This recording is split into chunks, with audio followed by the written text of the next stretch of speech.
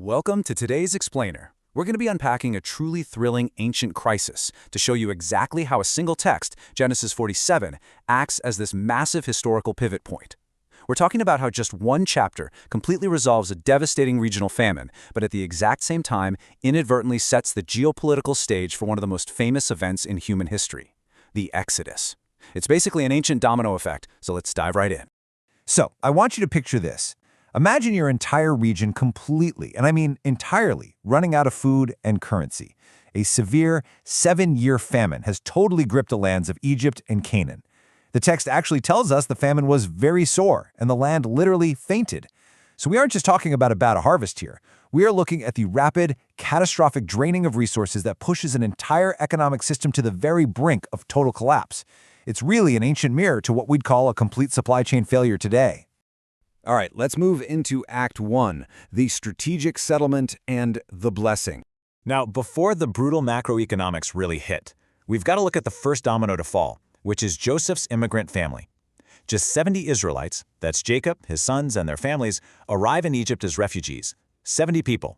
And Joseph, who is now the second most powerful man in Egypt, takes exactly 5 of his brothers to formally present them to Pharaoh. Think about the dynamics here. It's a tiny, incredibly vulnerable group, asking the most powerful government on earth for a place just to survive. But Joseph engineers this brilliant move that we'll call the Goshen strategy. He explicitly tells his brothers to introduce themselves to Pharaoh as shepherds. Now, why would he do that? Well, to the ancient Egyptians, shepherds were culturally detestable. It's like walking into a room and proudly announcing you have the worst, most offensive job imaginable. But honestly, it works brilliantly. By leaning hard into this despised profession, Joseph secures the fertile land of Goshen, creating this perfect cultural isolation for his family.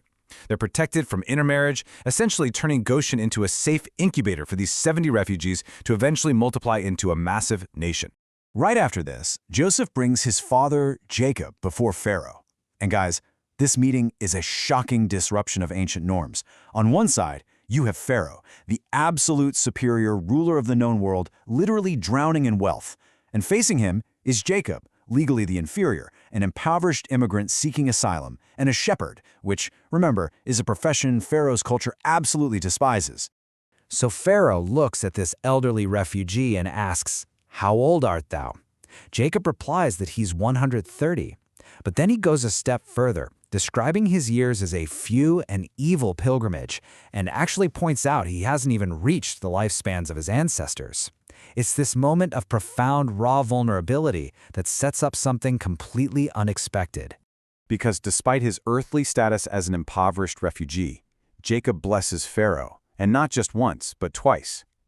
Now, in the ancient world, it was an absolute, unbreakable rule that the superior blesses the inferior, always.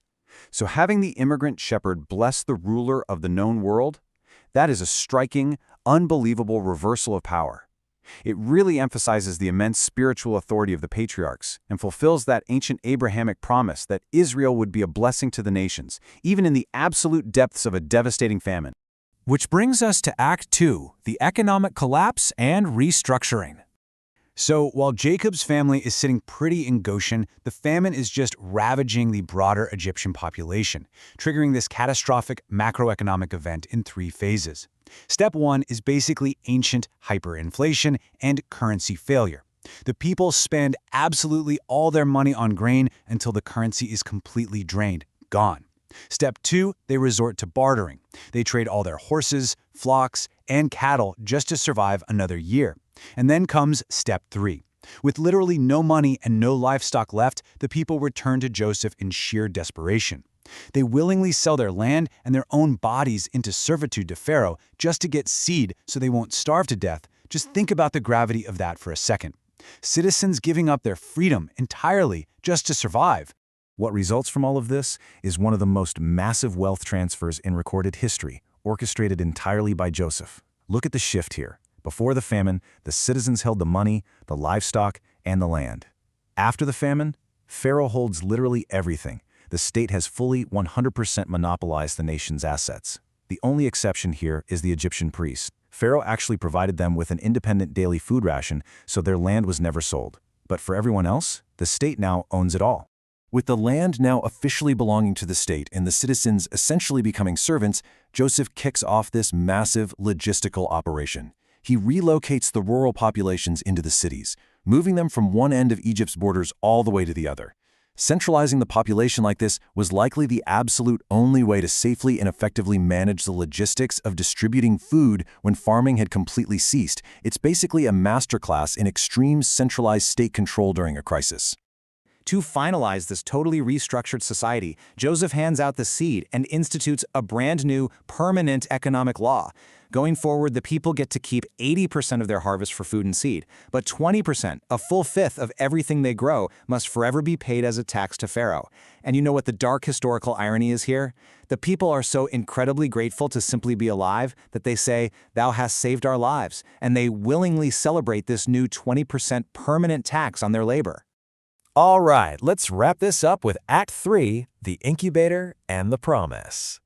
Here is exactly where the long-term consequences lock into place, planting the deep seeds of future slavery. The tragic irony is just staggering when you really look at it. Up in Goshen, the Israelites are comfortable, they're isolated, and they're multiplying. Meanwhile, the general Egyptian population has lost their land, their money, and their independence, and they are now subject to a permanent 20% tax. This extreme wealth inequality and systemic taxation created this deep, lingering animosity. The very policies Joseph used to save millions of lives laid a massive foundation of resentment that future pharaohs would eventually weaponize to enslave the flourishing Israelites. But before that dark future actually arrives, let's zoom back in on Jacob's timeline. He entered Egypt at 130 years old during the absolute height of this terrifying famine. Yet, while the entire Egyptian economy was collapsing around him, Jacob lived incredibly comfortably in the best of the land for 17 years. Finally, at 147 years old, he realizes his time on earth is drawing to a close. On his deathbed, Jacob calls for Joseph with this really intense, specific demand. He tells Joseph to put his hand under his thigh. And yes, actually scratch that, it sounds strange today, but that was a very real, very serious ancient custom for swearing a binding oath. He says, "Deal kindly and truly with me. Marry me not, I pray thee, in Egypt." He absolutely insists that Joseph carry his bones out of Egypt to the burying place of his ancestors, and Joseph gives him his word. You see, this final request is the ultimate definition of faith in the promise. Think about it for a second. Jacob's family has unparalleled comfort, safety, and prosperity in Egypt. But Jacob recognizes that this isn't their permanent home. It never was. His dying wish forces his entire family to lift their eyes from the wealth of Egypt and fix their focus firmly back on the promised land. Once Joseph swears the oath, Israel bows in worship, effectively securing his family's destiny. So as we wrap up this explainer, I want to leave you with a pretty provocative question to chew on. How does a policy that saves a family in the short term guarantee the enslavement of a nation in the long term? Genesis 47 reveals the staggering complexity of human history and human nature, showing us how we so often sacrifice long-term freedom for short-term security. The isolation that protected Israel's identity, colliding head-on with the extreme tax policies that saved Egypt, created the exact volatile mixture that would inevitably explode into the Exodus. It's a profound reminder of how every action, every law, and every blessing sets up the next falling domino in history. Thanks for joining me today, and as always, keep questioning the history behind the text.